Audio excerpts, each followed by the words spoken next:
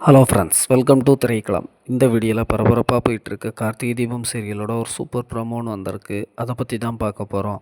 அதாவது பார்த்திங்கன்னா, police station முன்னாடி தர்ணா போராட்டத்தில் ஈடுபட்டிருக்கிற ரேவதிக்கு சப்போர்ட் பண்ண ஊர் மக்கள் எல்லாரும் வந்துட்டதுனால போலீஸ் இன்ஸ்பெக்டர் ரொம்பவே கடுப்பாகிறாரு, டென்ஷன் ஆகுறாரு.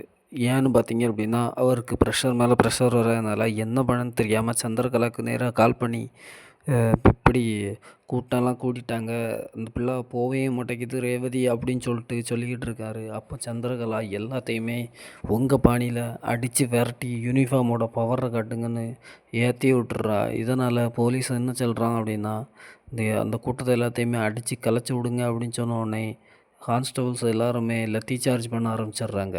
இதில் நம்ம ரேவதி தலையில் ஒரு லத்தியை வச்சு அடிச்சிடுறாங்க. இதனால் பலமான காயத்தில் ரத்தமாக வந்துடுறது தலையிலேருந்து.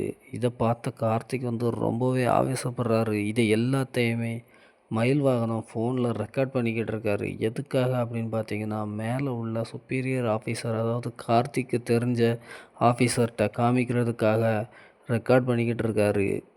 இதை யாருமே நோட் பண்ணவே இல்லை.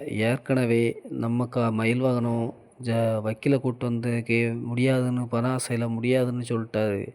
இதனால் இந்த ஆதாரத்தை திரட்டி அதை மேலே கொண்டு போய் கம்ப்ளைண்ட் பண்ணுறதுக்காக வீடியோ எடுத்துக்கிட்டு இருக்கும்போது எதிர்பாராதமாக நம்ம ரேவதி தலையில் பலத்த காயம் ஏற்பட்டிருக்கு. இதனால் மயில்வாகனமே ரெக்கார்ட் பண்ணுறதை ஆஃப் பண்ணிட்டு நேராக ரேவதியை காப்பாற்ற ஓடுறாரு. உள்ளே இங்கே ஜெயிலில் இருந்த சிறையில் இருந்த கார்த்திக்கும் ரொம்பவே ஆவேசப்படுறாரு. உங்கள் தொப்பியெல்லாம் கடத்துறேன் பாருங்கன்னு சவால் விடுறாரு.